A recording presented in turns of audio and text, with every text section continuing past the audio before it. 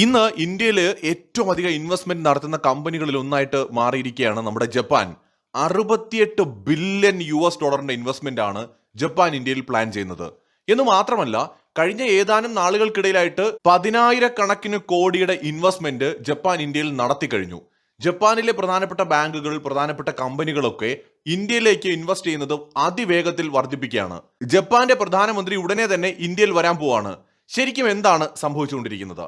എന്താണ് സംഭവിക്കുന്നതെന്ന് മനസ്സിലാകണമെന്നുണ്ടെങ്കിൽ ജപ്പാന്റെ പ്രാധാന്യം നമ്മൾ മനസ്സിലാക്കേണ്ടതായിട്ടുണ്ട്. ജപ്പാൻ എന്ന് പറയുന്ന രാജ്യം എങ്ങനെയാണ് ഇന്നത്തെ ചൈനയെ ഈ രൂപത്തിൽ എത്തിക്കുന്നതിൽ ഒരു വലിയ പങ്ക് വഹിച്ചത് എന്നതും നമ്മൾ അറിയേണ്ടതുണ്ട്.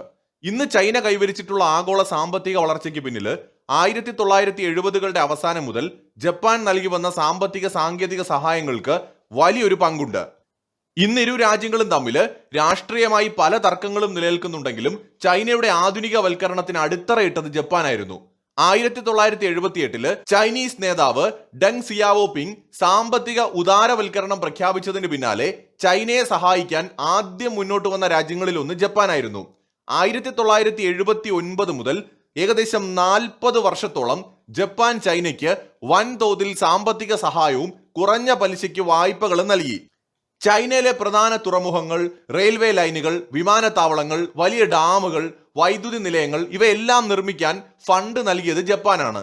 Beijing capital international airport, Shanghai Pudong airport എന്നിവയുടെ വികസനത്തില് ജപ്പാൻ നൽകിയ പണം വളരെ വലുതാണ്. അടിസ്ഥാന സൗകര്യങ്ങൾ മാത്രമായിരുന്നില്ല, നിർമ്മാണ മേഖലയിലെ തങ്ങളുടെ അത്യാധുനിക സാങ്കേതിക വിദ്യയും ജപ്പാൻ ചൈനയ്ക്ക് നൽകിയിരുന്നു. ചൈനയിലെ ഏറ്റവും വലിയ സ്റ്റീൽ നിർമ്മാണ കമ്പനി സ്ഥാപിക്കുന്നതിൽ സാങ്കേതിക സഹായം നൽകിയത് ജപ്പാനിലെ പ്രമുഖ സ്റ്റീൽ കമ്പനിയായിട്ടുള്ള നിപ്പോൺ സ്റ്റീൽ ആയിരുന്നു. ഇത് ചൈനയുടെ വ്യവസായ മേഖലയ്ക്ക് നൽകിയ കരുത്ത് ചെറുതൊന്നുമല്ല. ചൈനയുടെ ലോക പ്രശസ്തമായ അതിവേഗ റെയിൽ ശൃംഖലയുടെ തുടക്കം ജപ്പാന്റെ ഷിൻകാൻസെൻ ബുള്ളറ്റ് ട്രെയിൻ സാങ്കേതിക വിദ്യ അടിസ്ഥാനമാക്കിയായിരുന്നു.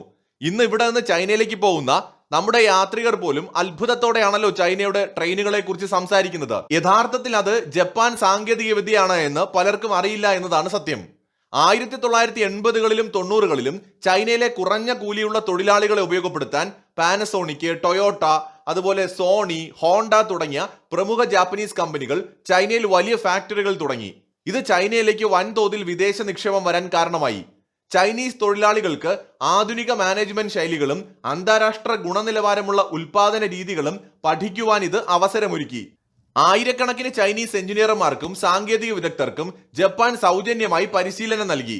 ജാപ്പനീസ് സർവകലാശാലകളിൽ ചൈനീസ് വിദ്യാർത്ഥികൾക്ക് സ്കോളർഷിപ്പ് നൽകുകയും അവർ പിന്നീട് ചൈനയുടെ IT, ശാസ്ത്ര സാങ്കേതിക മേഖലകളെ നയിക്കുകയും ചെയ്തു. എന്തിനാണ് ജപ്പാൻ ഇങ്ങനെയെല്ലാം ചൈനയെ സഹായിച്ചത് എന്ന ഒരു സംശയം പലർക്കും ഉണ്ടാവും.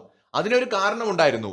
രണ്ടാം ലോക മഹായുദ്ധ കാലത്ത് ജപ്പാൻ ചൈനയിൽ നടത്തിയ അധിനിവേശങ്ങൾക്കും നാശനഷ്ടങ്ങൾക്കുമുള്ള ഒരു പ്രായശ്ചിത്തം കൂടിയായിട്ടാണ് ഈ സാമ്പത്തിക സഹായങ്ങളെ ജപ്പാൻ കണ്ടിരുന്നത്. ജപ്പാനിൽ ആണവാക്രമണം നടത്തിയ അമേരിക്ക അതിന്റെ പ്രായശ്ചിത്തം എന്ന നിലയിൽ ജപ്പാനിലെ പുനർനിർമ്മാണ പ്രവർത്തനങ്ങളിൽ വലിയ പങ്കുവഹിച്ചു. സാമ്പത്തികമായും സാങ്കേതികമായും ജപ്പാനെ സഹായിക്കുകയും ചെയ്തു. 1980കളിലും 90കളിലും ഒക്കെ ആയപ്പോ അമേരിക്കയും ജപ്പാനും ഏതാണ്ട് തുല്യ സാമ്പത്തിക ശക്തികൾ എന്ന നിലയിൽ ലോകത്ത് എത്തിയിരുന്നു എന്നത് മറ്റൊരു ചരിത്ര സത്യമാണ്.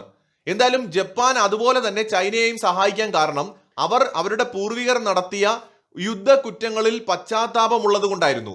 അങ്ങനെ ജപ്പാൻ ചൈനയെ സഹായിച്ചു. ഇന്നിപ്പോൾ ചൈന ലോകത്തിലെ രണ്ടാമത്തെ വലിയ സാമ്പത്തിക സൈനിക ശക്തിയായി വളരുകയും ജപ്പാന് തന്നെ ഒരു വെല്ലുവിളിയായി മാറുകയും ചെയ്ത സാഹചര്യത്തിലാണ് ജപ്പാൻ പുതിയ സുഹൃത്തിനെ തേടുന്നത്.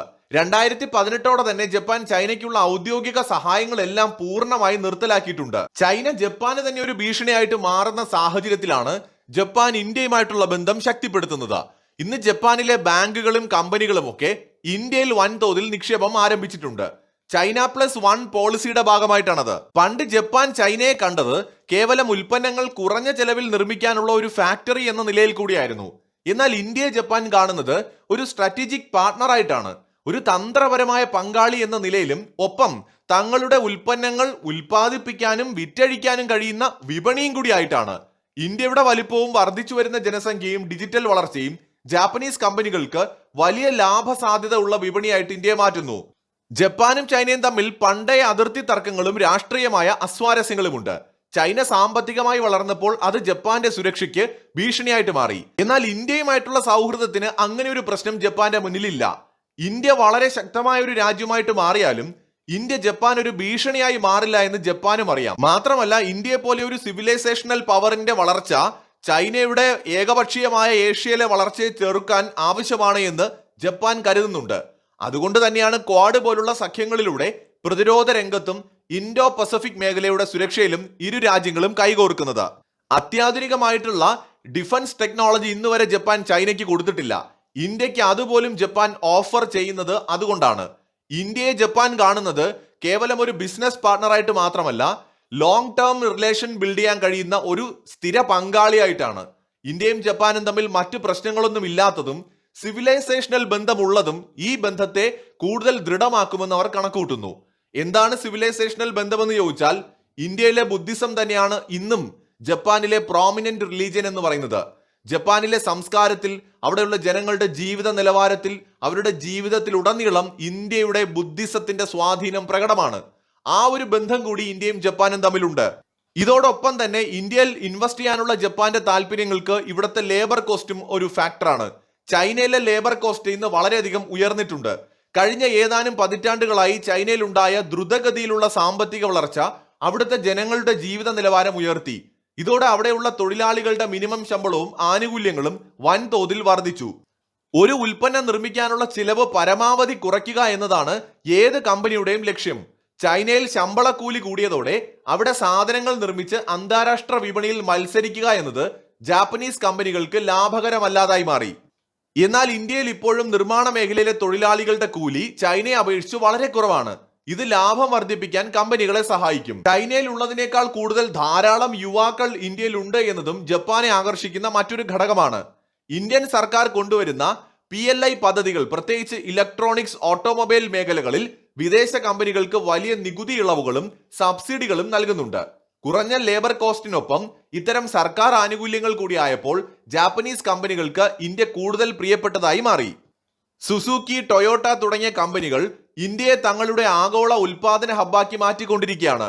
ഇന്ത്യയിൽ കുറഞ്ഞ ചിലവിൽ നിർമ്മിക്കുന്ന വണ്ടികൾ അവർ ആഫ്രിക്ക, യൂറോപ്യൻ രാജ്യങ്ങളിലേക്ക് നേരത്തെ കയറ്റി അയച്ചിരുന്നുവെങ്കിൽ ഇന്നിപ്പോൾ ജപ്പാനിലേക്ക് വരെ കയറ്റി അയക്കുന്നുണ്ട്. ചുരുക്കത്തിൽ ചൈനയിലെ ലേബർ കോസ്റ്റ് കൂടിയതും ഇന്ത്യക്ക് ഒരു അനുഗ്രഹമായി മാറി എന്ന് പറയാം. ഇന്ത്യയും ജപ്പാനും തമ്മിലുള്ള സാംസ്കാരിക ബന്ധത്തെക്കുറിച്ച് നമ്മൾ പറഞ്ഞു. പക്ഷേ ഇന്ത്യയുടെ സ്വാതന്ത്ര്യ സമര ചരിത്രത്തിലും ജപ്പാന് വളരെ വലിയ സവിശേഷവും നിർണായകവുമായ ഒരു പങ്കുണ്ട്. രണ്ടാം ലോക മഹായുദ്ധ കാലത്ത് ബ്രിട്ടീഷ് സാമ്രാജ്യത്തിനെതിരെ പോരാടാൻ നേതാജി സുഭാഷ് ചന്ദ്രബോസിനും അദ്ദേഹത്തിന്റെ ആസാദ് ഹിന്ദ് ഫൗജിനും ജപ്പാൻ നൽകിയ സൈനികവും തന്ത്രപരവുമായ പിന്തുണ ചരിത്രത്തിൽ സുവർണാക്ഷരങ്ങളാൽ രേഖപ്പെടുത്തപ്പെട്ടതാണ്. സുഭാഷ് ചന്ദ്രബോസ് ജപ്പാനിൽ എത്തുന്നതിന് മുൻപ് തന്നെ വിപ്ലവകാരിയായിരുന്ന രാഷ് ബിഹാരി ബോസ് ജപ്പാനിൽ അഭയം പ്രാപിച്ചിരുന്നു. ഒരു ജാപ്പനീസ് വനിതയെ വിവാഹം കഴിച്ച അദ്ദേഹത്തിന് ജാപ്പനീസ് അധികാരികളുമായിട്ട് അടുത്ത ബന്ധമുണ്ടായിരുന്നു. രണ്ടാം ലോക മഹായുദ്ധ കാലത്ത് തെക്ക് കിഴക്കൻ ഏഷ്യയില് ബ്രിട്ടീഷ് സൈന്യത്തിലുണ്ടായിരുന്ന ഇന്ത്യൻ സൈനികരെ ജപ്പാൻ തടവുകാരാക്കിയപ്പോൾ രാഷ് ബിഹാരി ബോസിന്റെയും ജാപ്പനീസ് മേജർ ഫുജിവാരയുടെയും ശ്രമഫലമായിട്ടാണ് അന്ന് അവരെ മോചിപ്പിച്ചത്. ആദ്യത്തെ ഇന്ത്യൻ നാഷണൽ ആർമി അപ്പോഴാണ് രൂപീകരിക്കപ്പെടുന്നത്.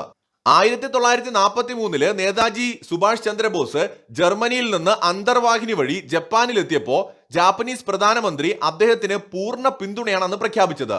നേതാജിയുടെ വ്യക്തിത്വത്തിലും രാജ്യസ്നേഹത്തിലും ജാപ്പനീസ് ഭരണകൂടത്തിന് വലിയ ബഹുമാനമുണ്ടായിരുന്നു. ജപ്പാന്റെ സഹായത്തോടെയാണ് നേതാജി INA പുനഃസംഘടിപ്പിച്ചതും ശക്തമാക്കിയതും.